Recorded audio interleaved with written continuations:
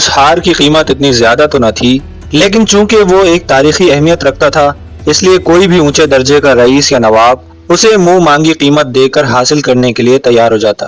جس زمانے کا ہم ذکر کرتے ہیں اس زمانے میں یہ تاریخی ہار کاؤنٹس ڈاڈریو کے پاس تھا، جو اس کے شوہر نے انگلستان کے ایک نامور جوہری سے گراں قیمت پر مول لیا تھا۔ آپ پوچھیں گے کہ اس ہار کی تاریخی اہمیت کیا تھی؟ جواب میں اتنا عرض کروں گا کہ اسے فرانس کے شوہرہ آفاق ملکہ میری اینٹونی کی خاص فرمائش پر شاہی جوہری نے بڑی نفاست سے بنایا تھا۔ فرانس کے خونی انقلاب کے بعد یہ بیش قیمت ہار مختلف ہاتھوں میں سے ہوتا ہوا آخر کار فروری 1785 میں کانٹس ڈے لا موت کے قبضے میں آیا، پھر ایک رات اچانک اس کی تجوری میں سے غائب ہو گیا۔ برسوں تک اس کے بارے میں کچھ پتہ نہ چل سکا کہ وہ کہاں گیا۔ پھر آدھی صدی کے بعد دفعتاً اخباروں میں اس ہار کا ذکر دیکھنے میں آیا۔ اٹلی کے ایک جوہری نے اسے فرانس کے ایک نواب کے پاس بیچ دیا۔ اس نواب کا نام ریٹو تھا۔ ریٹو نے مالی ضروریات سے مجبور ہو کر اسے گیسٹن ڈاڈریو کے ہاتھ فروخت کر دیا۔ اس وقت سے یہ ہار اسی خاندان کے قبضے میں چلا آتا ہے۔ بلا شبہ اس خاندان کے افراد کو اس ہار کی 100 سالہ قبضے پر فخر تھا۔ آہستہ آہستہ ڈاڈریو فیملی کے حالات میں تبدیلیاں آ گئیں۔ آمدنی کے ذرائع محدود ہونے لگے، مہنگائی بڑھ گئی، اخراجات کم نہ ہو سکے، چنانچہ گھر میں صدیوں کا جو قیمتی سامان بھرا ہوا تھا وہ رفتہ رفتہ فروخت ہونے لگا، حتیٰ کہ تمام نادر اشیاء بک گئیں جن میں سونے کے زیورات اور چاندی کے برتن بھی شامل تھے۔ کئی مرتبہ اس خاندان پر بڑا کٹھن وقت آیا جبکہ ضرورت پوری کرنے کے لیے گھر میں ایک فرانک بھی موجود نہ تھا۔ اس وقت اگر یہ تاریخی ہار بیچ دیا جاتا تو اس کی اتنی قیمت تو مل ہی جاتی کہ جس سے کئی برس اچھی طرح گزر جاتے، لیکن ڈاڈریو فیملی کی وزاداری کہیے یا اس ہار سے ان کی محبت کہ انہوں نے اسے پھر بھی فروخت کرنا مناسب نہ سمجھا۔ واقعہ یہ تھا کہ فرانس کی اعلیٰ سوسائٹی میں محض اس ہار کی وجہ سے کاؤنٹ ڈاڈریو اور اس کی بیوی کی ساکھ قائم تھی۔ اگر ہار کے بک جانے کی خبر ان اونچے طبقے کے لوگوں تک پہنچتی تو شاید کوئی بھی ان کو منہ لگانا پسند نہ کرتا۔ سال میں 2 یا 3 موقع ایسے بھی آتے جب مادام ڈاڈریو اس ہار کو اپنے گلے کی زینت بنا کر عمرہ اور شرفا کی کسی بڑی تقریب میں شرکت کرتی۔ اسے یہ جان کر کتنی خوشی ہوئی کہ بڑے بڑے عالی دماغ امیروں اور رئیسوں کی بیویاں اس ہار کو کس حسرت بلکہ یوں کہیے کہ لالچ بھری نظروں سے تکا کرتی تھی۔ ان میں سے کسی کے پاس بھی ایسا بیش قیمت اور نادر ہار نہ تھا۔ کئی مرتبہ بعض امیر کبیر خواتین نے اشاروں یا دبے الفاظ میں اس ہار کو خریدنے کی خواہش کا اظہار کیا، لیکن ڈاڈریو تو جان سے زیادہ اسے عزیز رکھتے تھے۔ فروخت کرنے کے ذکر سے ہی ان کا خون کھولنے لگتا۔ شاید یہی سبب تھا کہ کاؤنٹ ڈاڈریو نے ایک بڑے بینک کی تجوری محض ہار کو رکھنے کے لیے سالانہ کرائے پر لے رکھی تھی۔ طریقہ یہ تھا کہ ہار ہمیشہ بینک کی تجوری میں بند رہتا۔ جب کبھی مادام ڈاڈریو کو اس کی ضرورت پڑتی اس کا شوہر خود بینک جا کر تجوری میں سے ہار نکلوا کر لے کے آتا۔ اگلے روز صبح بینک جا کر دوبارہ اسے اپنے ہاتھوں سے تجوری میں رکھوا دیتا۔ ڈنمارک کے بادشاہ کے اعزاز میں امرائے فرانس نے ایک شاندار تقریب کا اہتمام کیا۔ ظاہر ہے اس تقریب میں شرکت کے لیے کاؤنٹ اور اس کی بیوی کو بھی دعوت نامہ بھیجا گیا۔ چنانچہ کاؤنٹ دوڑا دوڑا بینک گیا، تجوری کھول کر ہار نکالا اور گھر واپس آ گیا۔ اتنے میں مادام تیار ہو چکی تھی اور اب ہار کا انتظار تھا۔ دونوں میاں بیوی تقریب میں پہنچے تو عورتوں کی نظریں حسب معمول اس کے ہار کا طواف کرنے لگیں، جو بے شمار فانوسوں کی روشنی میں بہت جگمگ کر رہا تھا۔ اس کے تراشے ہوئے بیش قیمت 12 ہیروں میں سے لا تعداد آتشی زبانیں لہراتی ہوئی نکل رہی تھی اور ان کی چکا چوند اتنی تھی کہ زیادہ نظر نہ ٹھہرتی تھی۔ اس میں کیا شک کہ مادام خود ایک حسین و جمیل عورت تھی، لیکن جب وہ یہ ہار پہن لیتی تو واقعی ملکہ نظر آتی۔ عمرہ کی بیگمات اس وقت کس قدر رشک اور حسد کا شکار ہوئی ہوں گی جب انہوں نے دیکھا کہ شاہ ڈنمارک کی نظریں بار بار مادام پر پڑ رہی ہیں، بلکہ اس نے آگے بڑھ کر مادام کی مزاج پرسی بھی کی اور اس کے ہار کی تعریف بھی کی۔ یہ تقریب آدھی رات کے بعد ختم ہو گئی اور کاؤنٹ اپنی بیوی کے ساتھ اپنے مکان واپس آ گیا۔ اپنی بیوی کے حسن و جمال کا وہ پہلے ہی دیوانہ تھا، لیکن اس تقریب میں خاص طور پر جب شاہ ڈنمارک نے ان سے ملاقات پر خوشی کا اظہار کیا تو کاؤنٹ کا دماغ آسمان پر پہنچ گیا۔ مادام بھی خوشی سے پھولے نہ سماتی تھی اور یہ ہر عورت کی بڑی کمزوری ہے کہ وہ اپنے حسن کی تعریف سن کر خوش ہو جاتی ہے۔ چنانچہ مادام کا خوش ہونا ایک اعتبار سے ٹھیک بھی تھا۔ گھر پہنچ کر وہ سیدھی اپنی خوابگاہ میں گئی اور قد آدم آئینے کے سامنے جا کھڑی ہوئی۔ تقریب میں جانے سے پہلے بھی وہ دیر تک اسی آئینے کے آگے کھڑی ہو کر اپنے خد و خال کا جائزہ لے چکی تھی۔ اب واپس آ کر بھی اس نے اپنے آپ کو دیکھا۔ خدا کی پناہ، ہار نے اس کے حسن و جمال میں کس قدر اضافہ کر دیا تھا۔ اس کا جی چاہا کہ وہ ہار پہنے پہنے ہی سو جائے، لیکن بہرحال ہار تو اتارنا تھا۔ نہایت سرد آہ بھر کر اس نے ہار اتارا اور اپنے شوہر کی طرف بڑھا دیا۔ کاؤنٹ نے ہار احتیاط سے اٹھایا، اسے دیکھا بھالا، نگاہوں میں اس کے ہیرے شمار کیے، پھر سرخ مخمل کا ایک ڈبہ اٹھا کر ہار اس میں بند کر دیا۔ اس ڈبے پر بینک کی مہر لگی تھی۔ کاؤنٹ نے ڈبہ کپڑوں کی اس الماری میں چھپا دیا جو اس کی مسحری کے پائے میں ہمیشہ رکھی رہتی تھی۔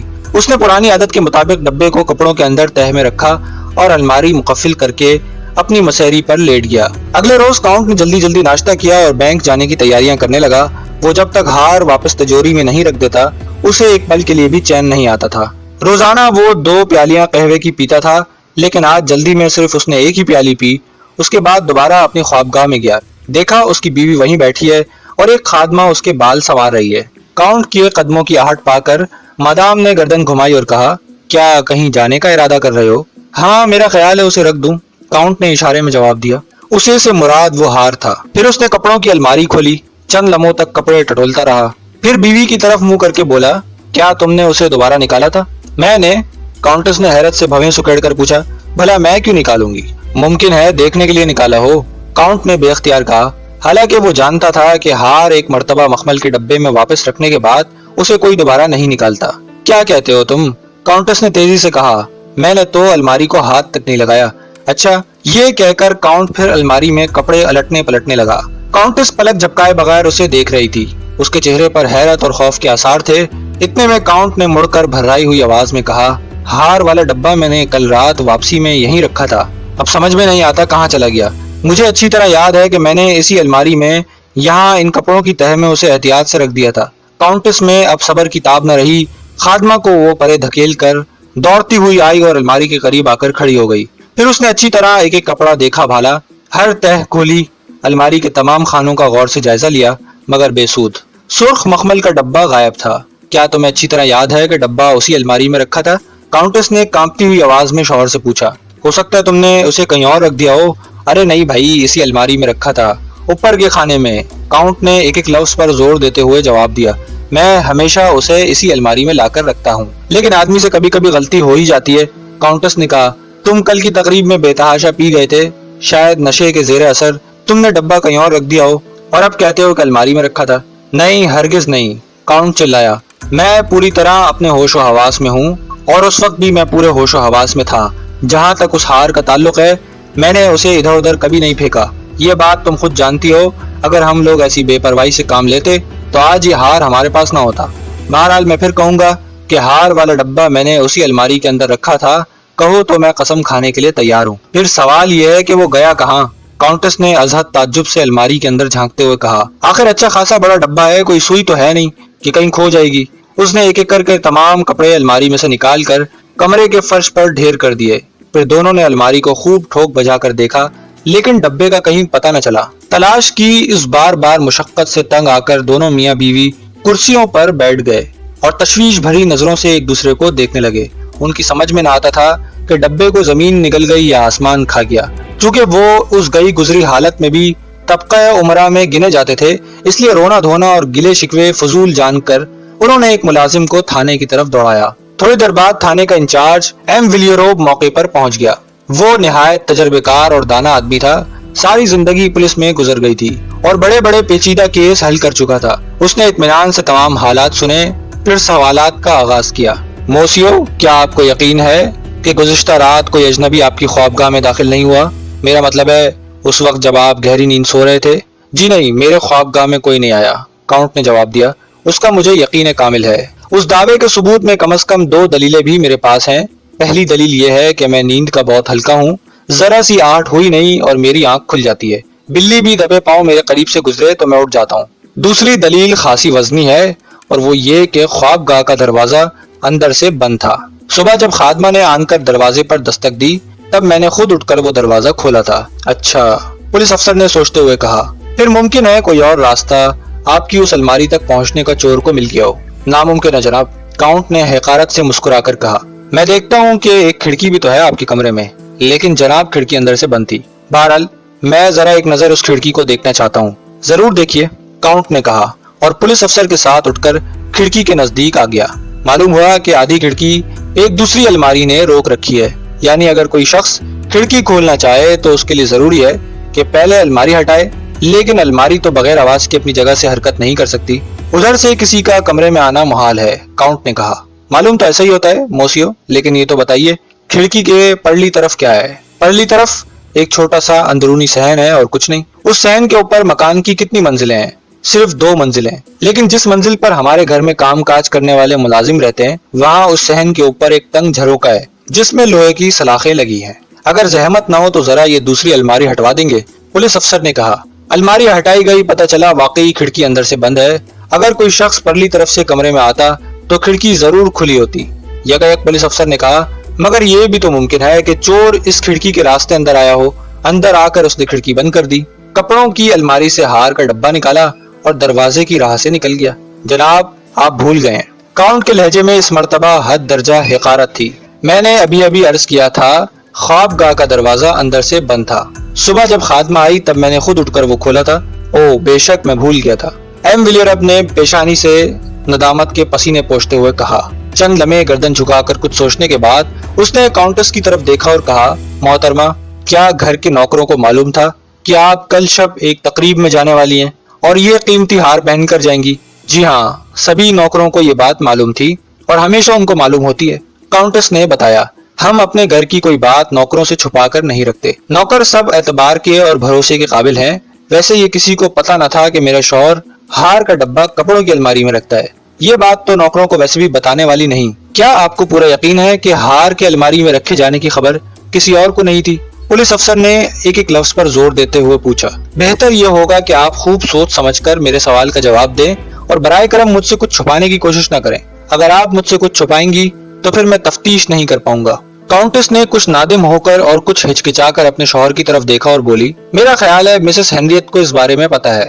مسز ہینریت کا اس قصے سے کیا تعلق؟ کاؤنٹ نے تسلیم کیا۔ میں پوچھتا ہوں یہ مسز ہینریت ہے کون؟ ایم ویلیرب نے مشکوک لہجے میں کہا۔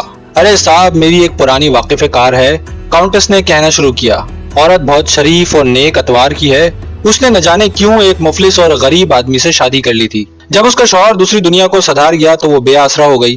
ایک لڑکا بھی اس کے ہاں ہو چکا تھا۔ میں نے ترس کھا کر اسے اپنے گھر میں رکھ لیا اور 2 فالتو کمرے اسے رہنے کے لیے دے دیے۔ کچھ گھر کا کام کاج بھی کر دیتی ہے وہ کمرے کس منزل پر ہیں؟ اسی منزل میں ہے۔ دراصل اس کے ایک کمرے کی کھڑکی اس صحن کی جانب کھلتی ہے اور وہ کھڑکی میری خواب گاہ کی کھڑکی کے بالکل سامنے ہے، کاؤنٹ نے ایک دم کہا۔ مگر میں اب بھی یہی کہوں گا کہ اس بیچاری عورت کا اس معاملے سے کوئی واسطہ نہیں۔ میں ذرا اس خاتون سے ملنا چاہتا ہوں، پولیس انسپکٹر نے کہا۔ تینوں آدمیوں کا یہ قافلہ مسز ہینریت کے کمرے کی طرف گیا۔ وہ بیٹھی کپڑا سی رہی تھی۔ قریب ہی اس کا 6 سالہ بیٹا ایک کتاب کے مطالعے میں محو تھا۔ لڑکے کو راول کہتے تھے۔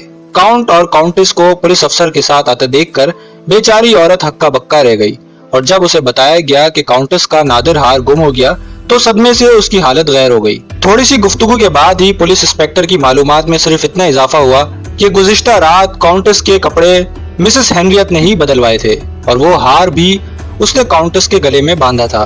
لیکن اس میں حیرت کی کوئی بات نہ تھی، کیونکہ کاؤنٹس جب بھی کسی اہم تقریب پر جاتی تو لباس بدلوانا اور گلے میں ہار پہنانے کے فرض مسز ہینریت ہی انجام دیتی تھی۔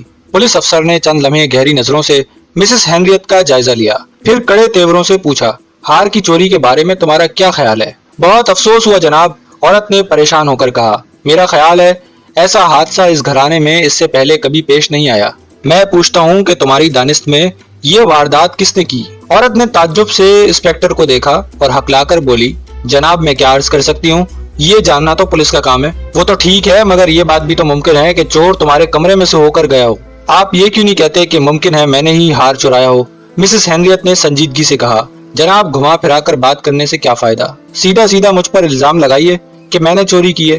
ارے نہیں مسز ہینریت، میرا یہ مطلب نہیں تھا، پولیس افسر نے گھبرا کر کہنا شروع کیا۔ میں آپ کا مطلب خوب سمجھتی ہوں جناب، کوئی دودھ پیتی بچی تو ہوں نہیں۔ بہرحال ایک لمحے کے لیے مان لیا جائے کہ آپ کا مطلب وہ نہیں تھا، تب بھی آپ کے سوال کا جواب یہ ہے کہ میں دن رات 24 گھنٹے انہی کمروں میں گزارتی ہوں اور کبھی مالکوں کی لا علمی میں گھر سے باہر نہیں گئی۔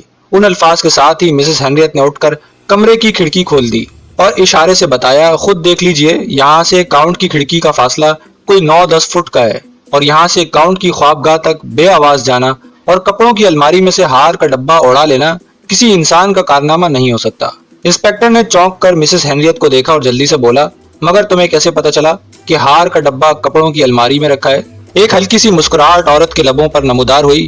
جناب، مجھے معلوم تھا کہ موسیو ڈاڈریو ہمیشہ اس ڈبے کو اسی الماری میں رکھا کرتے ہیں۔ خود ایک دو مرتبہ کاؤنٹس نے مجھ سے اس کا ذکر کیا تھا، یقین نہ آئے تو پوچھ لیجئے، یہ موجود ہیں۔ کاؤنٹس نے اس بات میں گردن ہلائی، جس کا مطلب یہ تھا کہ مسز ہینریت سچ کہہ رہی ہے۔ کاؤنٹس کے کمرے میں واپس آنے کے بعد پولیس انسپیکٹر نے کہا، مجھے اس عورت پر کوئی شبہ نہیں، وہ شریف عورت ہے، شرافت اس کے چہرے سے ٹپکتی ہے، اور میں نے خاص طور پر محسوس کیا کہ جب اس نے ہار گم ہونے کی خبر سنی تو صدمے اور رنج کے جو آثار اس کی آنکھوں میں نمودار ہوئے وہ حقیقی تھے، اس میں کوئی بناوٹ نہ تھی۔ جی ہاں، وہ نہایت دیانتدار اور نیک عورت ہے، اتنے عرصے سے وہ ہمارے گھر میں اپنے لڑکے کے ساتھ رہ رہی ہے، ہم نے اس میں کوئی قابل اعتراض بات نہیں دیکھی۔ مسز ہینریت سے فارغ ہو کر گھر کی دوسری خادماؤں اور ملازموں کی باری آئی، سب سے خوب پوچھ گچھ کی گئی، مگر کوئی قابل ذکر نتیجہ برآمد نہ ہوا۔ یوں بھی تمام نوکر بھروسے کے قابل اور مدتوں پرانے تھے۔ اس کے بعد پھر الماری کی شامت آئی۔ پولیس انسپیکٹر نے بار بار اسے کھولا، بند کیا اور جتنا معائنہ کر سکتا تھا کیا، لیکن اس میں کوئی خفیہ جگہ نہ تھی جہاں ڈبہ چھپایا جا سکے۔ دراصل خواب گاہ کی کھڑکی کا اندر سے بند ملنا اس بات کا فیصلہ کن ثبوت تھا کہ چور اس کمرے میں آیا ہی نہیں۔ پھر سوال یہ تھا کہ ہار کا ڈبہ آخر گیا کہاں؟ کئی روز کی لاحاصل مشقت کے باوجود معاملہ جوں کا توں رہا۔ پھر کر بات دوبارہ مسز ہینریت پر آن کر ٹھہرتی تھی۔ اس کے خلاف بظاہر دو باتیں تھیں، پہلی یہ کہ اسے پتا تھا کہ ہار گھر میں موجود ہے، دوسری بات یہ کہ ہار کپڑوں کی الماری میں رکھا ہے۔ چنانچہ انسپیکٹر نے چپکے اس کے حالات کی چھان بین شروع کر دی۔ معلوم ہوا کہ عورت واقعی شریف ہے اور اس کے چال چلن کے بارے میں کبھی ایسی ویسی باتیں سننے میں نہیں آئی۔ وہ گزشتہ 3 برس سے کاؤنٹ کے مکان میں رہ رہی ہے اور اس طویل مدت میں وہ صرف 4 مرتبہ مکان سے باہر گئی۔ ایک مرتبہ جب اسے درزی سے کپڑے سلوانے تھے، دوسری مرتبہ اپنے بچے کو ڈاکٹر کے پاس لے کے گئی، تیسری مرتبہ ایک زیور فروخت کرنے کے لیے صرافہ بازار میں گئی، اور چوتھی مرتبہ اپنے لڑکے کو قریبی اسکول میں داخلہ کرانے گئی۔ ایم ولیرب کو نہ جانے اب یہ کیوں شبہ ہونے لگا تھا کہ اگرچہ اس عورت نے خود جرم نہیں کیا مگر کسی کو اس میں شامل ضرور کیا ہے، تاہم اسے ثابت کرنے کے لیے اس کے پاس کوئی ثبوت نہ تھا۔ اس نے پولیس چیف کو ان تمام واقعات سے آگاہ کرتے ہوئے درخواست کی کہ اگر مسز ہینریت کو گرفتار کر لیا جائے تو ممکن ہے وہ دہشت زدہ ہو کر تمام راز اگل دے۔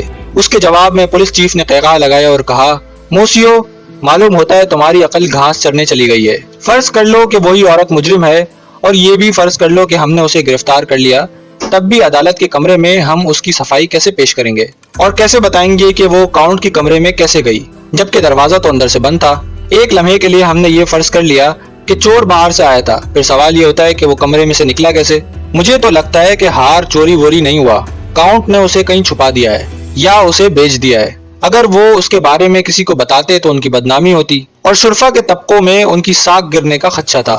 چنانچہ ان لوگوں نے چوری چھپے ہار کہیں بیچ ڈالا اور ہمیں بیوقوف بنانے کے لیے چوری کا قصہ سنانے لگے۔ اس قصے کی فائل کو بند کرو اور ان سے کہہ دو کہ پولیس اس معاملے کو سلجھانے سے معذرت طلب کرتی ہے۔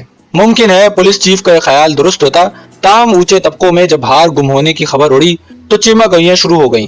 جتنے منہ اتنی باتیں، کوئی کچھ کہتا کوئی کچھ کہتا۔ ان میں حاسد زیادہ تھے اور حاسدوں میں عورتوں کی تعداد زیادہ تھی۔ خواتین دل ہی دل میں خوش تھیں کہ اچھا ہوا کہ وہ ہار چوری ہو گیا، لیکن رسمی دکھاوے کے لیے انہوں نے کاؤنٹ کے گھر آ کر اس انداز میں اظہار افسوس کیا کہ جس میں مضحکہ اور طنز زیادہ شامل تھا۔ یہ جو کچھ ہوا بہرحال ڈاڈریو فیملی کے لیے ناقابل برداشت تھا، مگر آگے چل کر ہار کی گمشدگی ان کے لیے بلائے جان بن گئی۔ جس ہار کی بنیاد پر انہوں نے بڑی بڑی رقمیں قرض کے طور پر لے رکھی تھی، اب قرض دار ان کے گھر آدم کے۔ کاؤنٹ کا بازار میں نکلنا حرام ہو گیا، ہر طرف سے انگلیاں ان پر اٹھنے لگی، لوگ آوازیں کستے۔ رفتہ رفتہ اونچی سوسائٹی میں جو رہا سہا مرتبہ اور وقار تھا وہ بھی جاتا رہا۔ اس کا سارا غصہ ڈاڈریو فیملی نے بیچاری مسز ہینریت پر اتارا اور اسے ایک دن کے نوٹس پر اپنے مکان سے نکال دیا۔ مسز ہینریت قسمہ پرسی اور بیچارگی کے عالم میں اس مکان سے رخصت ہوئی۔ آہستہ آہستہ وقت گزرتا گیا۔ کئی ماہ بعد اچانک کونٹس کے نام مسز ہینریت کا ایک خط آیا جس میں لکھا تھا، مادام، امید ہے آپ اور آپ کے شوہر ہر طرح بخیر و عافیت ہوں گے۔ آپ نے جو تحفہ ارسال کیا ہے وہ مجھے مل گیا ہے، بے حد شکریہ۔ میرا خیال ہے کہ آپ کے سوا اس دنیا میں اور کون ہے جو مجھ پر ترس کھا کر یہ مہربانی کرے گا۔ یوں بھی میرا پتہ کسی اور کو معلوم نہیں۔ آپ کے بڑے احسانات ہیں مجھ پر اور میں اکثر ان کو یاد کرتی ہوں۔ اگر مجھ سے کوئی غلطی ہو گئی ہے تو مجھے معاف کر دیجیے گا، مسز ہینریت۔ کاؤنٹس نے بار بار یہ خط پڑھا اور دیر تک حیرت کے عالم میں گم رہی۔ اس نے تو کوئی چیز مسز ہینریٹ کو نہ بھیجی تھی، پھر یہ کیا قصہ تھا؟ آخر فیصلہ ہوا کہ مسز ہینریٹ کو خط لکھ کر معلوم کیا جائے۔ وہاں سے فوراً جواب آیا کہ 1,000 کے 2 نوٹ ایک لفافے میں بند اسے ملے تھے۔ مسز ہینریٹ نے وہ لفافہ بھی اپنے خط میں رکھ کر کانٹس کو بھیج دیا۔ لفافے پر پیرس کے ڈاک خانے کی مہر اور شکستہ خط میں مسز ہینریٹ کا پتہ درج تھا۔ اس معمے نے ایک بار پھر کاؤنٹ اور اس کی بیوی کو پریشان کر دیا۔ سوال یہ تھا کہ آخر 2,000 فرانک کی گراں قدر رقم کس نے اور کیوں بھیجی؟ کاؤنٹ دوڑا دوڑا پھر سے ایم ویلیرپ کے پاس گیا۔ اس نے لفافہ الٹ پلٹ کر دیکھا۔ پیرس کے جس ڈاک خانے کی مہر تھی وہاں جا کر پوچھ گچھ کی، مگر کوئی سراغ ہاتھ نہ آیا۔ ڈاک خانے والوں کا کہنا تھا کہ اگر یہ لفافہ رجسٹری کر کے بھیجا جاتا تو شاید بھیجنے والے کا پتہ معلوم ہوتا، لیکن یہ تو ایک عام سا لفافہ ہے۔ اس طرح کے تو ہزاروں لفافے ڈاک خانے میں آتے ہیں اور نکل جاتے ہیں۔ یہ دیکھنا ڈاک خانے والوں کے فرائض میں شامل نہیں کہ لوگ لفافوں کے اندر کیا رکھ کر بھیجتے ہیں۔ 1 سال گزر گیا۔ دوسرے سال کے شروع میں مسز ہینریٹ کا پھر سے خط آیا، جس میں یہ اطلاع دی گئی کہ آپ نے مجھ پر بہت احسان کیے ہیں اور پھر سے 2,000 فرانک کے نوٹ مجھے ملے ہیں۔ اگرچہ آپ نے اپنا نام ظاہر نہیں کیا، مگر مجھے یقین ہے کہ یہ کرم آپ نے ہی کیا ہے۔ میں آپ کی بہت شکر گزار ہوں۔ اس رقم سے میرا اچھا گزارا ہو جائے گا۔ میرے دل سے آپ کے لیے دعائیں نکلتی ہیں، وغیرہ وغیرہ۔ کاؤنٹس اور کاؤنٹ نے یہ خط پڑھا اور بیہودہ مذاق سمجھ کر ایک طرف پھینک دیا۔ تیسرے سال پھر خط آیا، اس کے بعد چوتھے سال، پھر 5ویں سال، اس کے بعد 6ٹھے سال۔ 6ٹھے سال کے خط میں یہ لکھا تھا کہ مادام آپ نے تو احسانوں کی انتہا کر دی، پہلے مجھے ہر سال 2,000 بھیجا کرتی تھی، اب کی بار اپنے 4,000 بھیجے ہیں۔ تعجب کی بات یہ کہ 5ویں اور 6ٹھے برس دونوں لفافے عام خط کے بجائے رجسٹری کر کے بھیجے گئے تھے۔ پولیس نے سرگرمی سے تفتیش شروع کر دی۔ مسز ہینریٹ سے بھی پوچھ گچھ کی گئی، لیکن کوئی تسلی بخش جواب نہ مل سکا۔ 7ویں برس مسز ہینریٹ کا چند روز کی بیماری کے بعد انتقال ہو گیا۔ ہر سال کسی نہ کسی بہانے اخباروں میں کانٹس کے تاریخی ہار کا ذکر ضرور ہوتا۔ پولیس پر لعن طعن کی جاتی کہ ابھی تک اس نے ہار برآمد نہیں کیا۔ بعض رپورٹروں نے اس سلسلے میں لمبے لمبے مضمون لکھ کر یہ ثابت کرنے کی کوشش کی تھی کہ ڈاڈریو فیملی نے یہ ہار قطعاً فروخت نہیں کیا۔ اگر اسے بیچا ہوتا تو ناممکن تھا کہ 6 برس اس طویل عرصے میں چھپا رہتا۔ اسے کہیں نہ کہیں دیکھا ضرور جانا چاہیے تھا۔ بلا شبہ اس دلیل میں وزن تھا، اس لیے آہستہ آہستہ ڈاڈریو میاں بیوی کی ساکھ پھر اونچے حلقوں میں بحال ہونے لگی اور سب کو یقین آتا چلا گیا کہ واقعی یہ ہار چوری ہوا ہے۔ اتفاق سے انہی دنوں کاؤنٹ کے بعض دور پرے کے 1-2 رشتہ داروں کا بھی انتقال ہوا، جن کی جائیداد اور کچھ نقد رقم وارثوں کے حصے میں آئی اور کاؤنٹ کو بھی ملی، اور یوں ان کے دن پھر گئے۔ اب پھر پارٹیوں اور تقریبوں کی سوجی۔ چنانچہ ایک شب کاؤنٹ نے اپنے گھر پر خاص دعوت کا اہتمام کیا، جس میں 10-15 مرد اور اتنی ہی خواتین شامل تھیں۔ یہ سب کے سب افراد کاؤنٹ کے پرانے دوست تھے۔ ان میں فوج کے جنرل مارکوئس، پیرس کے کلب کے صدر موسیو ڈیزولی، ڈپٹی مجسٹریٹ ایم بوکاس اور ایک چست چلاک نیلی آنکھوں والا نوجوان فلوریانی خاص طور پر قابل ذکر ہیں۔ فلوریانی سے کاؤنٹ کی ملاقات حال ہی میں ہوئی تھی اور وہ اس نوجوان کی ذہانت اور فطانت اور خوش اخلاقی سے بے حد متاثر ہوا تھا۔ فلوریائی کے بارے میں اسے صرف اتنا معلوم ہو سکا تھا کہ وہ اٹلی کا رہنے والا ہے۔ بعض علوم و فنون میں اس کی معلومات حیرت انگیز تھی اور اپنی پرکشش شخصیت اور مسحور کن انداز گفتگو کے باعث اسے ہر محفل میں ہاتھوں ہاتھ لیا جاتا تھا۔ خواتین تو اس کی بہت بڑی مداح تھیں۔ کھانے کے بعد قہوے کا دور چلا اور مزے مزے کی باتیں ہونے لگیں۔ خواتین اس دوران دوسرے کمرے میں چلی گئیں۔ تھوڑی دیر بعد ہی مردوں نے ان کی کمی محسوس کی، لیکن خواتین نے اس شرط پر مردوں کو وہاں آنے کی اجازت دی کہ ہر شخص کوئی دلچسپ قصہ یا آپ بیتی بیان کرے۔ یہ شرط مان لی گئی اور سب سے پہلے جنرل مارکوئس نے اپنی زندگی کا ایک ہولناک واقعہ سنایا۔ یہ واقعہ ایک بدروح کے بارے میں تھا جو صدیوں پرانے ایک قلعے میں رہتی تھی۔ جنرل صاحب کو اپنی کسی فوجی مہم کے دوران میں ایک شب اس قلعے میں کاٹنی پڑی تھی۔ سب نے بے حد شوق اور توجہ سے یہ داستان سنی۔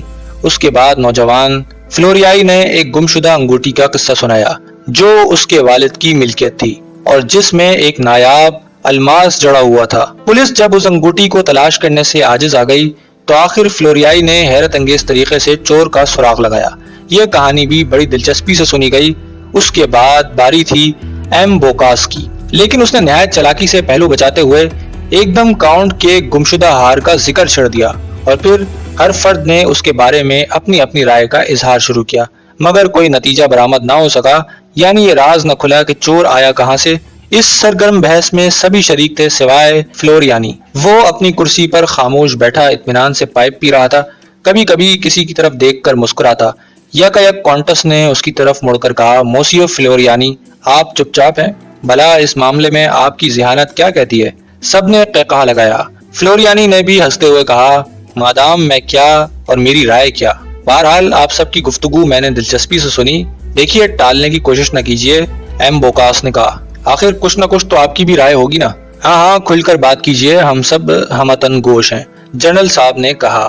آپ حضرات خواہ مجھے شرمندہ کرتے ہیں، فلوریانی نے انکساری سے کہنا شروع کیا۔ مجھے کیا خبر تھی کہ اپنا ایک واقعہ سنانے کے بعد مجھے کانٹس کے قیمتی ہار کے بارے میں بھی اپنی رائے دینی ہوگی۔ واقعہ یہ ہے کہ بعض حالات میں مجھ جیسا کم عقل اور نا تجربہ کار شخص بھی اچانک اس راز کی تہہ تک پہنچ جاتا ہے جہاں ماہرین فن کی نگاہ نہیں پہنچ پاتی۔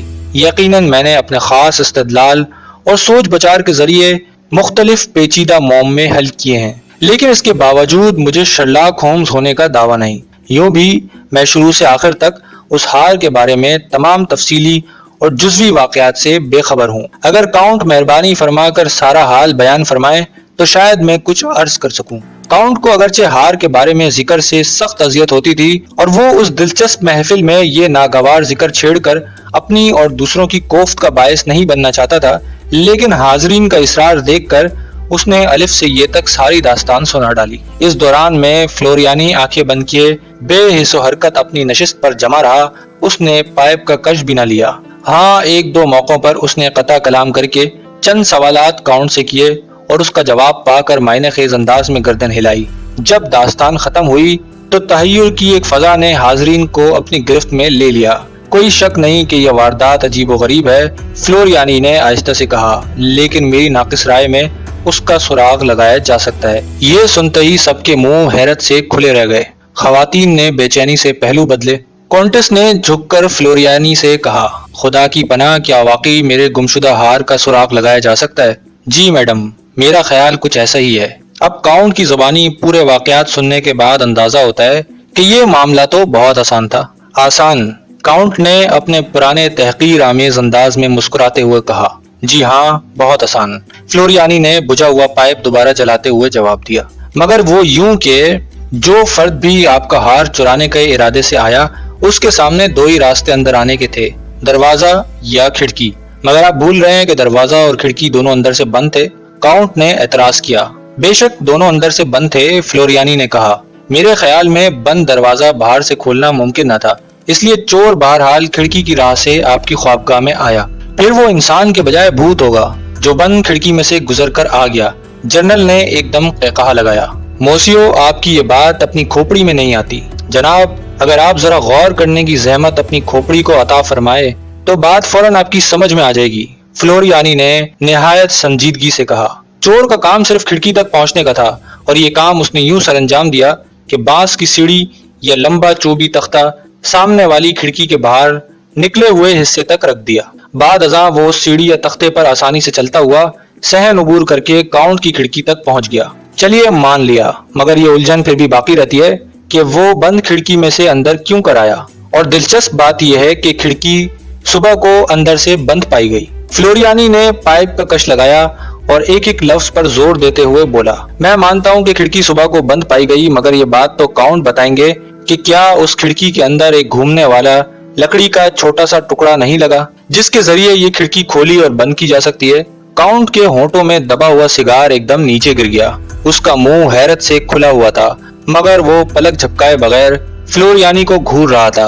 پھر اس نے چونک کر حاضرین سے معافی طلب کی، اپنا سگار فرش پر سے اٹھایا اور آہستہ سے بولا، مگر میں سمجھ نہیں سکا، آخر آپ نے کیوں کر جان لیا کہ اس کھڑکی میں اس قسم کا لکڑی کا کوئی ٹکڑا لگا ہے؟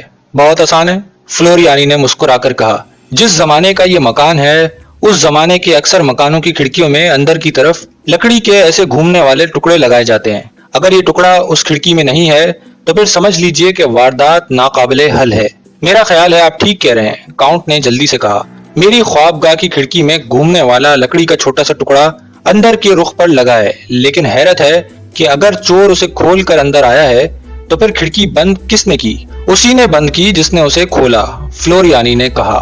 معاف فرمائیے، یہ آپ کی اور پولیس والوں کی سخت غلطی تھی کہ لکڑی کے اس چھوٹے سے ٹکڑے کو نظر انداز کر دیا۔ اگر آپ اس وقت اس کا معائنہ کرتے تو آپ کو پتہ چل جاتا کہ اسے کھولا گیا ہے۔ کمرے میں گہری خاموشی چھا گئی، ایسی خاموشی کہ ہر فرد اپنے دل کی دھڑکن بخوبی سن سکتا تھا۔ سب کی نگاہیں نوجوان اطالوی فلوریانی کے چہرے پر جمی ہوئی تھی، لیکن وہ انتہائی بے نیازی سے پائپ کے کش لگا رہا تھا۔ آخر ڈپٹی مجسٹریٹ ایم بوکاس نے گردن آگے بڑھا کر مدھم آواز میں کہا، آفرین ہے آپ پر، آپ کی سمجھ بوجھ پر، مگر یہ تو بتائیے کہ چور نے کھڑکی کے اندر لگا ہوا یہ ٹکڑا گھمایا کس طرح؟ غالباً لوہے کے کسی تار کو کھینچ کر، جس کے ذریعے یہ ٹکڑا کھڑکی کو بند کیے ہوئے تھا۔ لیکن ایک شخص باہر کی جانب سے اندر کی طرف اس تار کو کیسے کھینچ سکتا ہے؟ کاؤنٹ نے کہا، یہ کام کچھ بھی دشوار نہیں۔ میرے قیاس کے مطابق آپ کی اس کھڑکی میں بھی دروازہ بند کرنے والی لوہے کی اس تار کے نیچے ایک چھلا لٹکایا گیا ہوگا۔ بے شک ایسا چھلا اس میں لگا ہے، اور وہ چھلا کھڑکی اور اس کے قریب رکھی ہوئی الماری کے درمیان لٹکا رہتا ہے۔ بالکل صحیح، کاؤنٹ نے اقرار کیا، لیکن خدا رحم کرے میری سمجھ میں نہیں آتا، چور نے اس چھلے کو کھینچا کیسے؟ فلوریانی نے اس کا جملہ مکمل کرتے ہوئے کہا، یہی کہنا چاہتے تھے نا آپ؟ اب میں عرض کرتا ہوں، یاد کیجئے کہ ایک باریک سی درس لکڑی کے گھومنے والے ٹکڑے کے آس پاس موجود ہے۔ چور نے باہر کھڑے ہو کر کسی باریک سی تار کا ہک بنایا، اس درس میں سے داخل کیا، چھلے میں اٹکایا اور اسے کھینچ لیا۔ لیں جی، کھڑکی کھل گئی۔ کیا کہنے ہیں آپ کے؟ کاؤنٹ کے لہجے میں طنز کا زہر بھرا ہوا تھا۔ بے شک کھڑکی چور سے کھلوانے کا لاجواب طریقہ آپ نے سوچا، مگر میں عرض کرتا ہوں کہ جس طرح کی کوئی باریک سی درز آپ نے فرض کر لی ہے، ٹکڑے کے آس پاس ایسی کوئی درز نہیں ہے۔ کیا واقعی؟ فلوریانی نے مسکرا کر کہا، جی ہاں، مگر اب میں یقین سے کہہ سکتا ہوں کہ وہ درز وہاں موجود ہے۔ کاؤنٹ نے سخت جذبیز ہو کر مہمانوں کی طرف دیکھا اور کسی قدر غصیلی آواز میں کہا، موسیو فلوریانی، میں حیران ہوں کہ آپ کی اس بات کا کیا جواب دوں۔ آپ مہمان کی حیثیت سے میرے مکان میں پہلی مرتبہ تشریف لائے ہیں اور اس قدر وثوق سے یہ باتیں کر رہے ہیں، حالانکہ آپ نے میرا مکان ٹھیک سے دیکھا بھی نہیں، اور میں اپنے مکان کی ایک ایک اینٹ سے واقف ہوں۔ جناب، میں پھر کہتا ہوں کہ درز وہاں یقیناً ہے۔ بے شک آپ مکان کی اینٹ سے آگاہ ہیں، لیکن ہاتھ کنگن کو آرسی کیا؟ جائیے اور دیکھ لیجئے۔ اگر میں جھوٹا نکلوں تو جو چور کی سزا وہ میری۔ بے حد مضطرب اور جوش میں آ کر کاؤنٹ اپنی جگہ سے اٹھ کھڑا ہوا۔ مجھے اب جانا ہی پڑے گا۔ جس دن سے ہار چوری ہوا ہے وہ کمرہ اسی طرح بند پڑا ہے، وہاں کی کوئی چیز چھیڑی نہیں گئی، گھر یا باہر کا کوئی شخص اس میں داخل نہیں ہوا، اور آپ اس یقین سے فرما رہے ہیں جیسے وہ کمرہ اور اس کی ہر چیز آپ کی دیکھی بھالی ہے۔ پولیس کے ذہین ترین سراغ رسانوں نے دنوں ہفتوں کی تفتیش کے باوجود کوئی سراغ نہیں نکالا، اور آپ مزے سے اس کرسی پر بیٹھے بیٹھے قیاسات کے گھوڑے دوڑا رہے ہیں۔ تعجب ہے۔ فلوریانی نے پائپ دوبارہ بھرتے ہوئے کہا، معافی چاہتا ہوں جناب، میں خود ہی اس معاملے میں دخل نہیں دینا چاہتا تھا، لیکن سب لوگوں کے اصرار پر میں نے اپنی رائے دی۔ اگر آپ کو اس رائے سے تکلیف ہوئی تو میں پھر سے معافی چاہتا ہوں۔ تاہم یہ پھر عرض کر دوں کہ اگر میری رائے پر آپ کو اعتماد نہیں تو خود جا کر معائنہ کر لیں، بلکہ بہتر یہی ہے کہ جنرل صاحب اور ڈپٹی مجسٹریٹ صاحب کو بھی گواہ کے طور پر وہاں لے جائیں۔ اب کہیے اور میں کیا کہہ سکتا ہوں؟ بہت خوب، ابھی دودھ کا دودھ اور پانی کا پانی ہو جاتا ہے۔ آئیے کوئی صاحب میرے ساتھ زحمت فرما کر اس کمرے تک چلیں، ممکن ہے بعد میں میری بات کا موسیو فلوریانی یقین نہ فرمائیں۔ ڈپٹی مجسٹریٹ ایم بوکاس جلدی سے اٹھ کھڑا ہوا اور کاؤنٹ کے ساتھ چلا۔ کوئی 20 منٹ بعد کاؤنٹ اور ایم بوکاس واپس آئے۔ ان کے چہروں کا رنگ اڑا ہوا تھا، آنکھوں میں پریشانی، ہونٹ خشک اور حد درجہ حیرت اور استعجاب کا عالم طاری تھا۔ حاضرین محفل کی نگاہیں باری باری دونوں کی طرف سوالیہ انداز میں اٹھتی اور واپس آ جاتی۔ کرسی پر دھم سے گرتے ہوئے کاؤنٹ نے بھررائی ہوئی آواز میں کہا، دراصل موسیو فلوریانی کا قیاس اس قدر دور عقل محسوس ہوا کہ مجھے یقین نہ آتا تھا، اور اب بھی اپنی آنکھوں پر اعتماد نہیں ہوتا، تاہم وہ درز وہاں موجود ہے، یعنی اس گھومنے والی لکڑی کے ٹکڑے کے ساتھ ہی اوپر سے نیچے ایک باریک لکیر کی صورت میں۔ خدا کی پناہ، خدا کی پناہ! کسی نے بھی اس درز کی طرف توجہ نہ دی۔ اس نے رومال نکال کر ماتھے سے پسینہ پونچھا۔ ایم بوکاس نے اس کے بیان کی تائید کی۔ پھر سب کے سب فلوریانی کو حیرت اور تعریف کی نظروں سے دیکھنے لگے۔ کانٹس نے دفتن فلوریانی کا ہاتھ پکڑ لیا اور بولی، موسیو، آپ کا ذہن بلا شبہ عجوبہ روزگار ہے۔ اب آپ براہ کرم بتائیے کہ چور نے کمرے کے اندر جانے کے بعد کیا کیا، یعنی ہار کپڑوں کی الماری میں سے کس طرح نکالا؟ فلوریانی نے آہستہ سے اپنا ہاتھ اس کے ہاتھ سے چھڑایا اور کہا، جہاں تک میں سمجھ سکا ہوں بات یہ ہے کہ چور اس حقیقت سے آگاہ تھا کہ مادام کو وہ ہار گلے میں پہن کر شار ڈینمارک کی اعزاز میں ہونے والی تقریب میں جانا تھا، چنانچہ اس نے فوراً اپنے منصوبہ گانٹ لیا۔ جب آپ دونوں میاں بیوی واپس آئے تو چور پہلے ہی دونوں کھڑکیوں کے درمیان کے حصے میں تختہ رکھ کر انتظار کر رہا تھا۔ اس نے اس درس میں سے جھانک کر دیکھ لیا کہ آپ لوگ ہار کہاں رکھتے ہیں۔ اس کے بعد جب کاؤنٹ گہری نیند سو گئے تو اس نے تار کے ذریعے گھومنے والا ٹکڑا ہٹایا اور کھڑکی کا پٹ کھول دیا۔ ٹھہریے موسیو، ایک لمحے کے لیے ٹھہریے، کاؤنٹ نے کہا۔ آدھی سے زیادہ کھڑکی تو دوسری الماری نے روک رکھی ہے۔ کسی آدمی کا اس تنگ سی جگہ میں سے گھس بیٹھ کر کمرے میں آنا محال تھا۔ کھڑکی کا وہ پٹ بھی پوری طرح نہیں کھل سکتا، پھر چور اندر کیسے آیا؟ اس لیے کہ آنے والا کوئی آدمی نہ تھا، فلوریانی نے مسکرا کر جواب دیا۔ آدمی نہ تھا؟ سننے والے سب کے سب بیک وقت بول اٹھے۔ خدا رحم کرے کہ اگر وہ آدمی نہیں تھا تو پھر وہ کون تھا؟ ایک چھوٹا سا بچہ۔ بچہ؟ کیا مطلب آپ کا؟ بچہ کدھر سے آ گیا؟ آپ بول رہے ہیں موسیو، ابھی چند لمحے پہلے چوری کا واقعہ سناتے ہوئے آپ نے ذکر کیا تھا کہ مسز ہینریت کا ایک بچہ بھی تھا۔ او وہ لڑکا، آپ راول کا ذکر کرتے ہیں، لیکن 6 سال کے اس بچے… یقین فرمائیے جناب، وہ بچہ 6 سال کا ہی تھا اور اسی نے ہی ہار چرایا ہے۔ بخدا عقل باور نہیں کرتی، یہ کام اس لڑکے نے کیا ہوگا۔ کاؤنٹ چلایا۔ وہ تو بہت سیدھا سادہ، خاموش طبع اور شرمیلا لڑکا تھا، میں نے کبھی اس کے بارے میں کوئی شکایت نہیں سنی۔ یقیناً آپ کا ارشاد درست ہوگا، مگر بہرحال ہار کی چوری اسی سیدھے سادے اور شرمیلے لڑکے نے کی ہے، فلوریانی نے کہا۔ کہیے تو اس دعوے کا ثبوت پیش کر دوں؟ لکڑی کا وہ لمبا سا تختہ جو اس لانڈے نے دونوں کھڑکیوں کے درمیان رکھا، باہر سے ہرگز نہیں لایا گیا ہوگا، ورنہ کوئی نہ کوئی اس تختے کو ضرور دیکھ لیتا اور جاننا چاہتا کہ یہ لکڑی کا تختہ کس مقصد کے لیے لایا گیا ہے۔ بس ثابت ہوا، تختہ گھر میں ہی موجود تھا۔ آپ پوچھیں گے کہاں سے آیا؟ میں عرض کروں، جس کمرے میں مسز ہینریت اپنے لیے کھانا پکایا کرتی تھی، کیا اس کی کسی دیوار میں برتن وغیرہ رکھنے کے لیے کوئی تختہ نہیں لگا تھا؟ ہاں، اس کمرے میں 2 لمبے تختے برتن رکھنے کے لیے لگے تھے، کونٹس نے جواب دیا۔ لیجئے، میرا یہ قیاس بھی درست نکلا۔ اب یہ معلوم ہونا چاہیے کہ وہ تختے کیا براکٹ کے ساتھ جڑے ہوئے تھے یا اس سے الگ تھے؟ دوسری صورت میں وہ ذہین لڑکا بڑی آسانی سے ایک تختہ اتار کر اس سے دونوں کھڑکیوں کے درمیانی فاصلے پاٹنے کا کام کر سکتا تھا۔ کاؤنٹ ڈاڈریو، آپ کو زحمت تو ہوگی، ذرا دوبارہ جا کر دیکھ لیجئے میرا قیاس صحیح ہے یا غلط۔ اگر غور سے دیکھے بھالیں تو شاید لوہے کے تار کا وہ ہک بھی دستیاب ہو جائے جس سے آپ کی کھڑکی کا اندرونی گھومنے والا لکڑی کا ٹکڑا ہٹایا گیا تھا۔ اس مرتبہ کاؤنٹ نے بالکل بھی بحث نہ کی اور نہ فلوریانی کو جھٹلایا، بلکہ چپ چاپ اٹھ کر باہر چلا گیا۔ حاضرین محفل حد درجہ دلچسپی اور تجسس کے جذبات دلوں میں رکھے اس کی واپسی کا انتظار کرتے رہے، تاہم یہ حقیقت اچھی طرح ان کے ذہن نشین ہو چکی تھی کہ موسیو فلوریانی کے اندازے اور قیاسات بالکل درست ہیں۔ حیرت اس بات پر تھی کہ جس انداز میں وہ واقعات کی کڑیاں ملاتا جاتا تھا، وہ انداز ایک سراغ رساں کا نہ تھا، بلکہ ایسے شخص کا جو ان تمام واقعات کو اپنی آنکھوں سے دیکھ چکا ہے اور اسے بیان کرنے میں کوئی دقت نہیں ہو رہی۔ کوئی 15 منٹ بعد ہی کاؤنٹ نے واپس آ کر اعلان کیا، موسیو فلوریانی کا ارشاد صحیح ہے، یہ اسی لڑکے راول کا کارنامہ تھا، ہر بات اسی کا جرم ثابت کرتی ہے۔ جنرل نے بے صبری سے پوچھا، کاؤنٹ کیا تم نے وہ تختے دیکھے؟ کیا وہ تار کا ہک بھی ملا؟ جی ہاں، دونوں تختے اپنی جگہ سے اکھڑے ہوئے تھے، وہیں مجھے تار کا بنا ہوا ایک ہک بھی مل گیا۔ ذرا غور فرمائیے کس مہارت سے اسے موڑ کر ہک بنایا گیا ہے۔ بخدا وہ لڑکا تو آفت کا پرکالا تھا، لیکن مجھے اب بھی یہ تسلیم کرنے سے انکار ہے کہ واردات راول نے کی ہوگی۔ کاؤنٹس نے کہا، فرض کیجئے اگر راول ہی نے یہ حرکت کی تو ساری اسکیم اس کی چالاک ماں نے بنائی ہوگی۔ میرا قیاس اس کے برعکس ہے، فلوریانی نے کہا۔ بیچاری ماں اس معاملے سے کوئی واسطہ نہ رکھتی تھی، یہ ساری اسکیم اس لڑکے کے زرخیز دماغ کی پیداوار تھی۔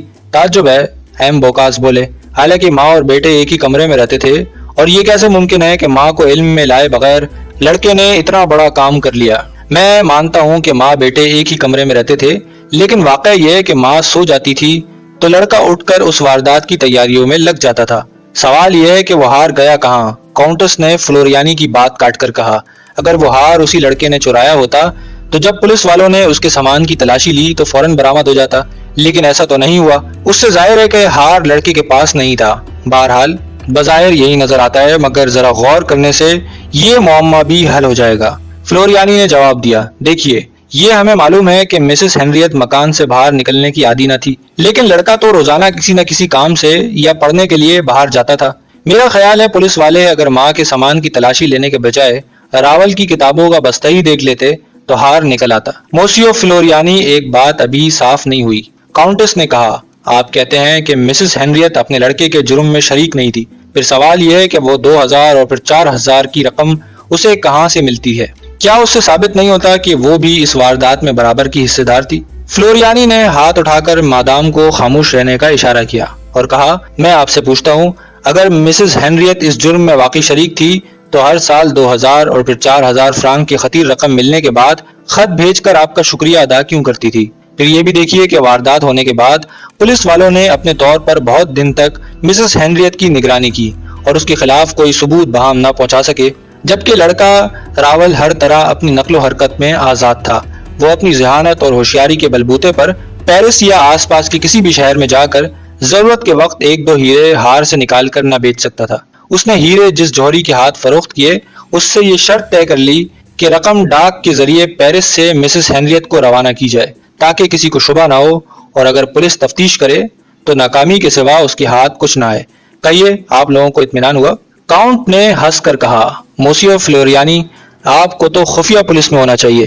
آپ اپنی بے مثال ذہانت اور قوت قیاسہ کی وجہ سے بہت ترقی کر سکتے ہیں۔ آپ کے مرغ تخیل کی پرواز بہت بلند ہے۔ کاؤنٹ کے لہجے میں طنز کی بے پناہ کاٹ سب نے محسوس کی، لیکن دوسری طرف کسی کو موسیو فلوریانی سے ہمدردی نہ تھی، کیونکہ اس کی گفتگو میں بھی کاؤنٹ اور اس کی بیوی کے لیے تمسخر اور حقارت کی جھلک صاف دکھائی دیتی تھی۔ جنرل مارکوس اور ایم بوکاس نے قہقہوں میں موضوع بدلنے کی کوشش کی، لیکن فلوریانی نے نہایت سنجیدہ لہجے میں کاؤنٹ کی طرف دیکھ کر کہا، جناب والا، جو کچھ میں نے عرض کیا ہے یقین فرمائیے اس کا تخیل سے ذرہ برابر بھی واسطہ نہیں۔ یہ واقعات اسی شکل میں پیش آئے تھے اور ان کی نوعیت صحیح ہے۔ حاضرین نے بڑی مشکل سے اپنا استعجاب دبایا۔ کاؤنٹ کا چہرہ جوش ضبط سے سرخ ہو گیا۔ اس صورت میں شاید مجھے یہ دریافت کرنے کا حق پہنچتا ہے کہ آپ کو ان واقعات کا صحیح علم کیسے ہوا، ان حالات کی مدد سے جو ابھی ابھی آپ نے ان خواتین و حضرات کے سامنے بیان فرمائے ہیں۔ فلوریانی نے اطمینان سے جواب دیا۔ ایسا معلوم ہوتا تھا کہ اسے کاؤنٹ کے غم و غصے کی کوئی پرواہ نہیں۔ ذرا مسز ہینریت اور اس کے 6 سالہ لڑکے راول کے حالات پر غور فرمائیے۔ یہ جانتے ہوئے کہ وہ شریف اور نیک دل عورت ہے، آپ میاں بیوی نے اسے گھر سے ایک دن کے نوٹس پر نکال دیا۔ اس بیچاری نے پیرس سے دور ایک گاؤں میں پناہ لی۔ وہاں کس قدر مشکلوں میں ان دونوں نے اپنی زندگی کے دن کاٹے ہوں گے، اور جب مسز ہینریت بیمار پڑی تو بچے نے اپنی ماں کے علاج کے لیے ہار میں سے ایک ایک کر کے ہیرے نوچ کر بیچنے شروع کر دیے۔ یہ ضروری نہیں تھا کہ جس زمانے میں اس نے ہار چرایا اسی زمانے میں ہیرے بیچ ڈالے ہوں۔ یہ کام وہ بعد میں بھی کر سکتا تھا۔ بہرحال اس کی ماں مر گئی، وقت گزرتا گیا، راول جوان ہو گیا، اور پھر اچانک اس کے دل میں ایک بار پھر وہی مکان دیکھنے کی خواہش بیدار ہوئی جس میں اس نے اپنے بچپن کے سنہرے دن بسر کیے تھے، اور جہاں سے اس کی ماں کو چوری کے شبے میں نکال دیا تھا۔ حالانکہ وہ چوری اس عورت نے نہیں کی تھی۔ وہ مکان میں گیا، کاؤنٹ اور اس کی بیوی سے ملا، مگر انہوں نے اسے بالکل بھی نہیں پہچانا۔ کاؤنٹ ڈاڈریو کے ہاتھ سے صبر کا دامن چھوٹ گیا۔ آہستہ آہستہ وہ کرسی سے اٹھ کر کھڑا ہو گیا۔ کاؤنٹس ٹکٹکی باندھے فلوریانی کی طرف تک رہی تھی۔ دوسرے خواتین و حضرات سب اپنی اپنی جگہ پتھر کے بے جان بتوں کی مانند بے حس و حرکت بیٹھے تھے۔ کسی کے منہ سے کوئی لفظ نہیں نکلتا تھا۔ دفتن کاؤنٹ نے گرجدار آواز میں کہا، میں پوچھتا ہوں موسیو فلوریانی، آپ ہیں کون؟ فلوریانی نے قہقہہ لگایا اور پائپ کا کش لیتے ہوئے جواب دیا، معلوم ہوتا ہے میری گفتگو آپ کی طبیعت پر ناخوشگوار اثر پیدا کر رہی ہے، اس لیے بے ادبی کی معافی چاہتا ہوں۔ اب رہا سوال یہ کہ میں ہوں کون؟ تو محترم دوست، کیا آپ اتنی جلدی مجھے بھول گئے؟ میرا پورا نام کیویلر فلوریانی ہے اور میں اٹلی کا رہنے والا ہوں۔ یاد کیجئے، نیپلز کے سب سے بڑے ریسٹورانٹ میں پہلی مرتبہ میری اور آپ کی ملاقات ہوئی تھی اور ہم بہت جلد ایک دوسرے کے دوست بن گئے تھے۔ کاؤنٹ نے منہ بنا کر سرد آہ بھری اور کرسی پر بیٹھتے ہوئے بولا، اگر آپ فلوریانی ہی ہیں تو اس ڈرامے کا کیا مطلب ہے؟ کچھ نہیں، اسے آپ کھانے کے بعد میرا مذاق سمجھیں یا دل لگی کہیے۔ خواتین و حضرات، میں اس وقت یہ سوچ رہا ہوں کہ اگر مسز ہینریت کا بیٹا راول اچانک کہیں سے یہاں آ جائے تو اسے یہ بیان کر کے کتنی مسرت ہوگی کہ ہار چرانے والا وہی تھا اور محض اس لیے چوری پر مجبور ہوا کہ گھر کے مالکوں نے اس کی ماں کو ملازمت سے جواب دینے کا فیصلہ کر لیا تھا۔ یہ تصور ہی راول کے لیے روح فرسا تھا۔ اس نے سوچا کہ اگر اس کی ماں کی نوکری جاتی رہی تو پھر ان کی گزر بسر کیسے ہوگی؟ کیا راول کو تعلیم ترک کرنی پڑے گی؟ راول کو اپنی ماں سے بہت محبت تھی۔ وہ ہرگز یہ برداشت نہیں کر سکتا تھا کہ ایسے حالات کا سامنا اسے کرنا پڑے گا۔ چنانچہ اس نے اپنی خداداد ذہانت سے کام لیا اور ہار چرا لیا۔ یکایک فلوریانی کی حالت میں عظیم تغیر رونما ہوا۔ اس کی آنکھیں چمکنے لگیں، رخسار آگ ہو گئے اور پیشانی پر پسینے کے ننھے ننھے قطرے پھوٹنے لگے۔ اب کسی کو یہ سمجھنے میں دیر نہ لگی کہ وہ دراصل کون ہے۔ ان تمام باتوں سے وہ قصداً یہ ظاہر کرنا چاہتا تھا کہ وہی مسز ہینریت کا بیٹا راول ہے۔ کاؤنٹ کی اندرونی حالت بھی کچھ بہتر نہ تھی۔ اس کا ذہن کچھ فیصلہ نہ کر پایا اس نازک موقع پر وہ کیا کرے، کون سا طرز عمل مناسب رہے گا۔ پولیس کو بلوایا جائے تاکہ سب لوگوں کے سامنے اس بدمعاش فلوریانی کی اصلیت ظاہر ہو اور وہ اپنی سزا کو پہنچے، لیکن نہیں، یہ ممکن نہیں تھا۔ اس واردات کو اتنے برس بیت گئے، پھر اس وقت فلوریانی کی حیثیت ایک معزز مہمان کی ہے۔ اس کے علاوہ کون یہ مانے گا کہ برسوں پہلے ایک 6 سال کے لڑکے نے کاؤنٹس کا قیمتی ہار چرایا تھا، اور پھر اس کا ثبوت کہ یہی نوجوان فلوریانی اصل میں مسز ہینریٹ کا لڑکا راول ہے۔ کاؤنٹ نے ان سب باتوں کو ایک ایک کر کے مسترد کر دیا۔ اس کے بجائے کاؤنٹ نے طے کیا کہ فلوریانی کی باتوں کو مذاق ہی کا ایک حصہ سمجھ کر ٹال دیا جائے۔ چنانچہ اس نے ایک دم ہنس کر کہا، موسیو، کوئی شبہ نہیں کہ آپ بے حد زندہ دل نوجوان ہیں۔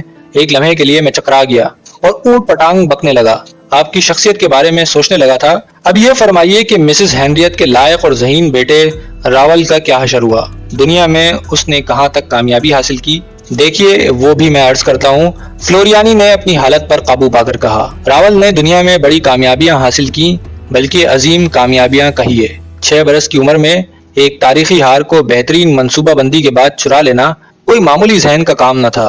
آپ پھر یہ دیکھیے، اس لڑکے نے اس منصوبے میں ذرا سی خامی باقی نہ رہنے دی، یہاں تک کہ پولیس کے بڑے بڑے نامور سراغ رساں بھی عاجز آ گئے، حتیٰ کہ ایم بلیورب جیسے تجربہ کار شخص نے بھی کتنی جان جوخم میں ڈالی۔ اس شخص نے اتنا بھی نہ دیکھا کہ کھڑکی کا ایک پٹ کھولا جا چکا ہے، اس کی نچلی چوکھٹ پاؤں کا نشان مٹانے کے لیے کپڑے سے صاف کی گئی ہے۔ کیا ایسا دور اندیش اور باکمال بچہ دنیا میں اپنی ناکامی کا تصور بھی کر سکتا ہے؟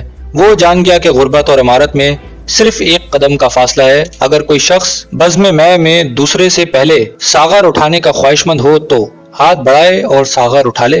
جنرل مارکوس نے جملہ مکمل کر دیا۔